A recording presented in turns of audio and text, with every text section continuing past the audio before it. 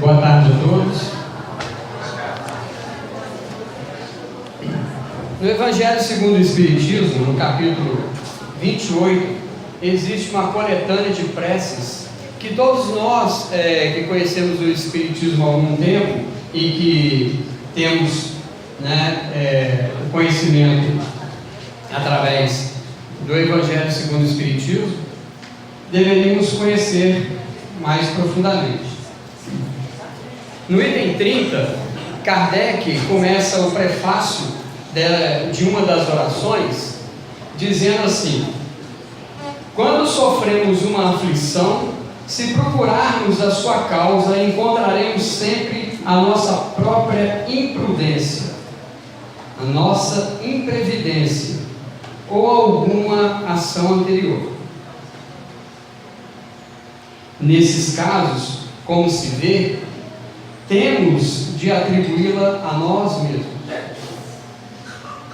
Se a causa de uma infelicidade não depende absolutamente de nenhuma de nossas ações, trata-se então de uma prova para a existência atual, ou de uma expiação de falta cometida em existência anterior. E nesse caso, pela natureza da expiação, podemos conhecer a natureza da falta, desde que somos sempre punidos naquilo em que pecamos.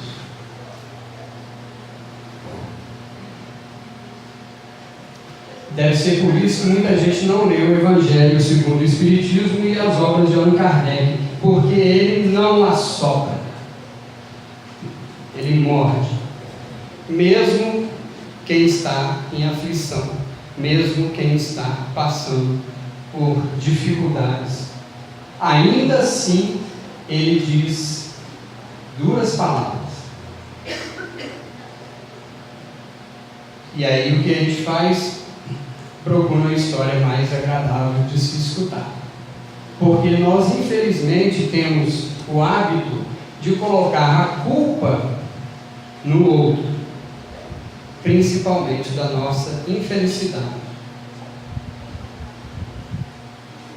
Muitas das vezes, culpamos Deus,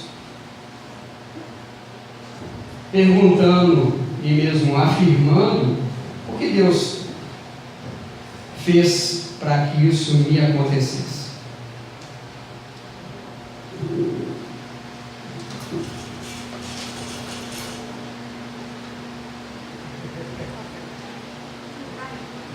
Normalmente, alguém já deve ter dito, eu não sei, eu acho que foi o Luciano, vai cair. A mesa é grande para o copo, não é? Mas normalmente, o que a gente faz é isso. Colocamos o copo bem na beiradinha da mesa, que todo mundo fica em suspense, vai cair. O copo está vazio, né? Mas vamos imaginar que ele estivesse cheio. O copo vai se perder e o líquido dele também se perderá. Mas a maioria de nós pede a Deus para que o copo não caia. Né? Somos crentes, temos fé no poder de Deus. E eu vou, orar a Deus, pedir: ó Senhor, me dê essa oportunidade que esse copo não caia no chão, que não venha passar aqui uma criança correndo e derruba ele no chão. Ele vai ficar ali. Eu tenho fé, eu orei a Deus, e aí o copo cai. A gente fala assim: para que eu rezo? Rezar para quê? O copo cai. Deus não quer me ajudar. Os bons espíritos não estão do meu lado. O que eu fiz para merecer isso? Enquanto que a ação correta deveria ser trazer o copo para um lugar mais seguro na mesa. Essa metáfora, ela serve para poder ficar na nossa cabeça E então começarmos a mudar a nossa postura quanto àquilo que pedimos a Deus, aos bons espíritos, mesmo quando a gente vem aqui em desespero. Eu já estive aí sentado. Antes de colocar esse lindo uniforme branco, eu lembro do Bertinho ali, né? Tudo bom, Bertinho? Tudo bom e bonito, né? Bom e bonito. Já estive. A Luciana, não sei se lembra, mas eu não parava de chorar. Eu quase que desidratei, de tanto que eu chorava. Eu desejo a todos vocês que estão aqui, por um motivo qualquer, de sofrimento e de dor, o mesmo que eu fiz, que eu pude aprender aqui.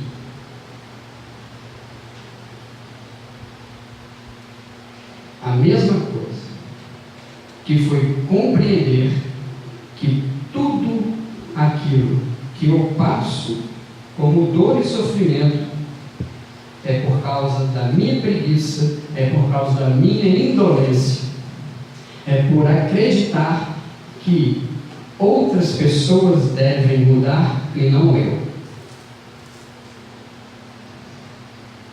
Parei com esse tipo de coisa. É o que eu desejo para cada um de vocês. Procurar sondar sempre todas as suas atitudes, todas as suas ações, todos os seus pensamentos. Porque é lá no pensamento que nenhum de nós, ou melhor, que a maioria de nós acha que é só nosso, é que a gente trupica, como dizia o meu avô. E na maioria das vezes, achando que somos senhores do nosso pensamento, a gente deixa ele correr solto, do jeito que vem. Não policiamos, não colocamos regras nos nossos pensamentos. Assim como a gente faz, por exemplo, com aquilo que a gente fala, ou com aquilo que a gente faz. Muitas das vezes, a gente pensa 2 vezes antes de falar alguma coisa. Isso é uma boa coisa, uma prudência muito legal. E antes de fazer, devemos pensar até mais vezes. Mas o pensamento a gente deixa correr solto. Se somos espíritas, sabemos que existe um mundo invisível habitado por outros seres como nós, e ele só é invisível porque esses seres deixaram o corpo de carne bem enterradinho debaixo da terra, que é o lugar onde ele deve ficar. Ou então botar fogo nele, que é coisa melhor ainda. Esses seres invisíveis, muitos deles estão aqui para nos auxiliar, mas muitos deles não mudaram, a não ser o seu corpo, que agora é o corpo espiritual, como fala Paulo, o corpo incorruptível, mas continuam sendo os mesmos homens. E se foram perversos aqui, na sua existência, continuaram sendo perversos. A morte não muda ninguém. Então, ao produzir maus pensamentos, nós atrairemos a presença desses espíritos. Não é chegando em casa, fazendo o culto do lar, né? Achando que os espíritos só virão até ali por evocação. Não, os espíritos estão aqui. Eu, como diz o meu amigo Rafael Tavares, a minha mediunidade é semelhante a um copo d'água. Podemos falar isso agora? Depois a gente passa para o dia primeiro, eu explico, né? Ou seja, né? Não tenho absolutamente nenhuma mediunidade, mas eu tenho absoluta certeza, através das leituras que eu fiz da obra de Allan Kardec, que aqui estão compartilhando conosco esses seres invisíveis, que também estão nos ouvindo e aprendendo conosco. Mas, assim como os benfeitores espirituais podem vir nos dar bons conselhos, aqueles que nós prejudicamos em outras existências, ou mesmo aqueles que prejudicamos nessas existências, vêm nos vingar, vêm atrás da gente cobrar uma dívida, algo que nós fizemos para com eles.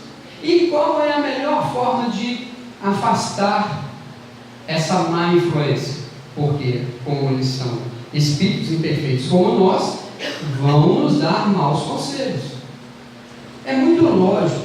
A doutrina espírita, ela é um encadeamento de raciocínio,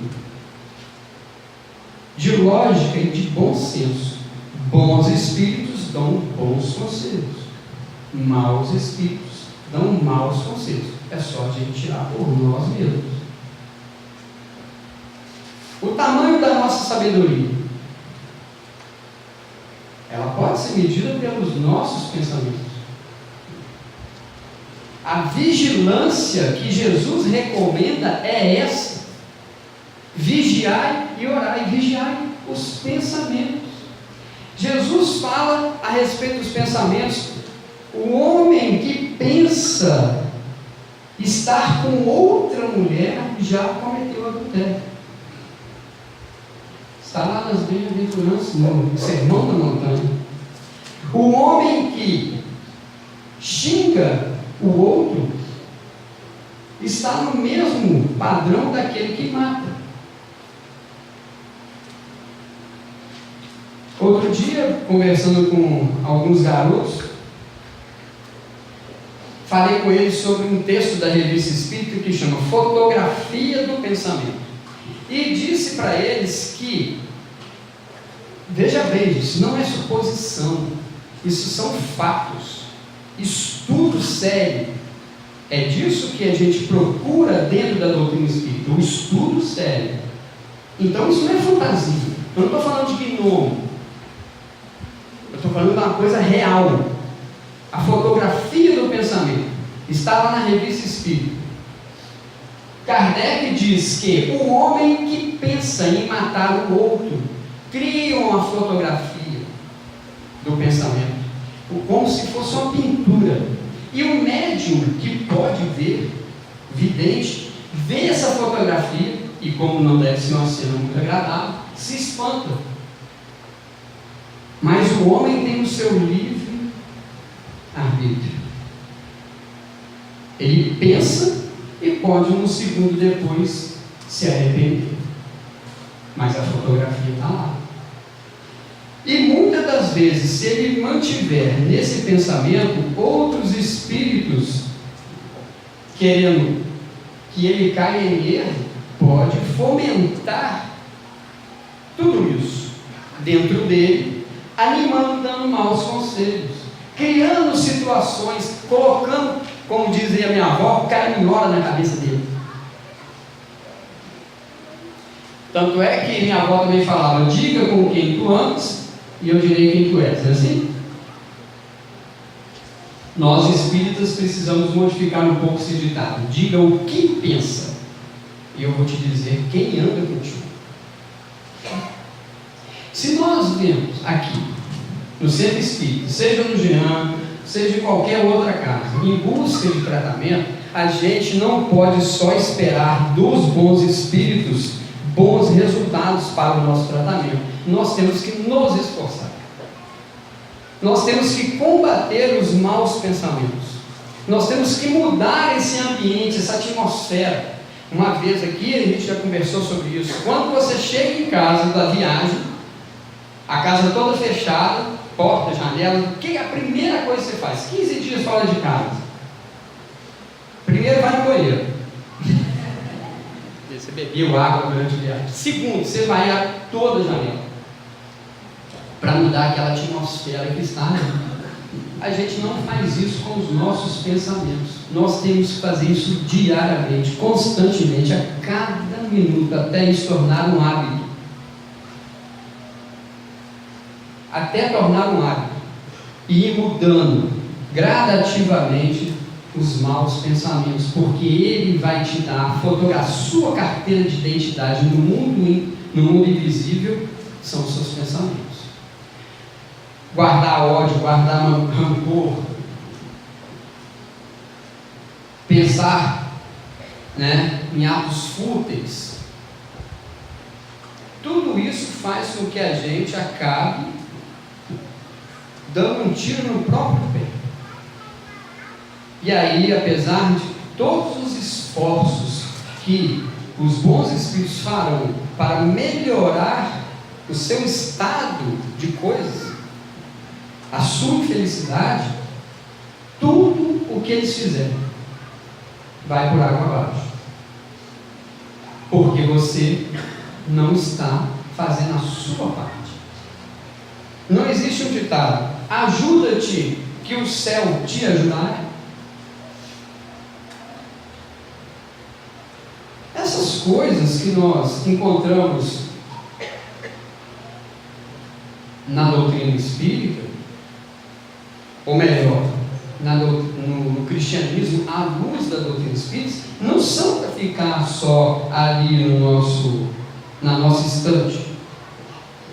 É para que a gente possa ler e refletir. Busca e acharás. É assim que funciona. Primeiro, o seu movimento. Agindo, fazendo, não tenha dúvida, o auxílio chegará. Mas, muitas das vezes, naquela parte que eu acabei de ler aqui, nós temos que aprender uma outra lição, que chama resignação. Muita gente se equivoca quanto a essa palavra resignação. Acho que resignação é assim: eu vou deixar para lá e que vai acontecer, está na mão de Deus. Não, está errado, não funciona assim. Acabei de dizer, primeiro o seu movimento, primeiro sair do estado de coisa onde você se meteu. Eu estou na situação em que me encontro por minha imprevidência, por imprudência minha. Isso que disse Allan Kardec. Allan Kardec não tirou isso de trás da orelha. Foi através de muitos e muitos anos de pesquisa e observação junto com aqueles que sofrem. Que mais sofrem são os espíritos desencarnados. Nós podemos desencarnar a qualquer momento. Qual vai ser o nosso laço lá no mundo espiritual? Vai ser de felicidade ou sofrimento? Esses espíritos sofredores, Allan Kardec estudou profundamente. Quem não vê valor nisso não entende o que é doutrina espírita. Está engatinhando, mas não entende porque não quer. Porque doutrina espírita é algo fácil de aprender. Porque foi um professor que escreveu tudo. Se um professor não sabe ensinar, então ele não é um bom professor. E eu tenho certeza que Allan Kardec é um dos melhores que passou na Terra. Então é necessário o seu esforço. Certo? E aí, voltando lá no Evangelho, no capítulo 25, temos lá: ajuda-te e o céu te ajudará. Pedi e dar-se-vos-á. Primeiro a sua ação. Pedir. Como que a gente pede? É outro problema, né? O que a gente pede? Nós temos sempre que colocar aquela questão: eu vou pedir na forma e no como eu desejaria que alguém agisse comigo. Então, estamos tranquilos também quanto a isso. Pedir primeiro, dar-se-vos-á. Buscar, existe outra ação, e achareis. Batei, outra ação. Primeiro você bate, depois a porta se abre. E Jesus completa: porque todo o que pede recebe, O que busca, acha, o que bate, abre-se-á. Ou, aí dizem assim, nunca vi, né? Eu já escutei isso uma vez. Nessas horas a gente tem que lembrar da caridade, né? Porque senão a gente solta o palavrão. Aí a gente trupica. Disseram assim: não pode existir uma fé raciocinada, né? Muito bem, não é cristão, né? Porque Cristo, o que ele mais fez foi agir através do entendimento e da compreensão. Nós não temos a cultura dos muçulmanos, mas entre eles, que leem o Alcorão como livro sagrado, a palavra que mais aparece lá naquele livro é compreensão, entendimento. Todo mundo achava que era Allah, né? Eu achava que estava lá. Compreensão, entendimento. Jesus continua assim: qual de vós, porventura, é o homem que, se seu filho pedir pão, dará uma pedra? É um raciocínio lógico. Jesus faz com que pensemos, usemos aquilo que muitas das vezes a gente deixa para lá. Eu estava falando sobre resignação e não concluí. Resignação é sofrer em silêncio.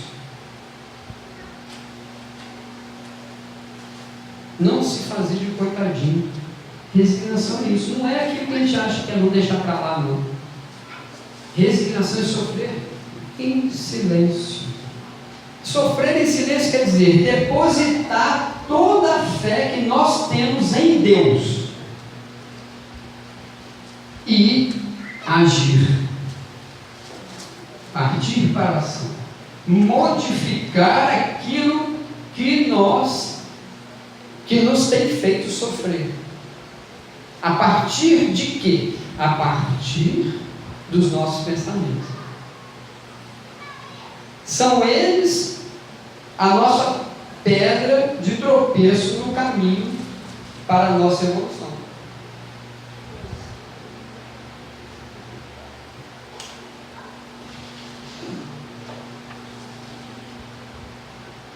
Ainda no Evangelho, no capítulo 17, sede perfeitos. Um sentimento de piedade deve sempre animar o coração daqueles que se reúnem sob o olhar do Senhor, implorando a assistência dos bons espíritos. O título desse texto é: o homem no mundo, o espírito é um espírito protetor. Eu me amarro nesses nomes. Um espírito protetor, um guia, né? Eu acho barato isso, porque a gente, né, é besta, né? Qual foi o espírito que se manifestou? Foi um espírito protetor. Olha que gostoso na hora que eu falo um negócio desse, o cara tem que, né? Não dá muita atenção. Um espírito protetor, gente, um espírito protetor. Como que você identifica a identidade do espírito? Allan Kardec pergunta isso. Pergunta não, esclarece. Como que você identifica? Pelas boas palavras que ele transmite. Como que eu sei que de repente aqui algum médium fique em transe e passe uma mensagem que é o Dr. Ox, que é o Hipócrates, né? Ou que é o Hahnemann? Pelas boas palavras que ele produz. Se ele vem com os cascos, das duas, ou é o médium que está querendo tirar onda, ou então é um outro espírito que não, aquele que está falando. Porque bom espírito, meu irmão, não fala a gente nos cascos. Por mais que a gente mereça, a gente merece, mas não fala. É igual um pai amoroso. Purificai, portanto, os vossos corações. Meu Elias está falando, eu leio isso e trago para vocês, porque ele me bota na agenda ali, eu tenho que vir falar, eu morro, eu fico tremendo, com as pernas bambas. Purificai os vossos corações. O que a gente está falando? Olha só, o que Kardec diz para a gente? Melhorar o que a gente pensa. não consintais que pensamentos fúteis ou mundanos os perturbem.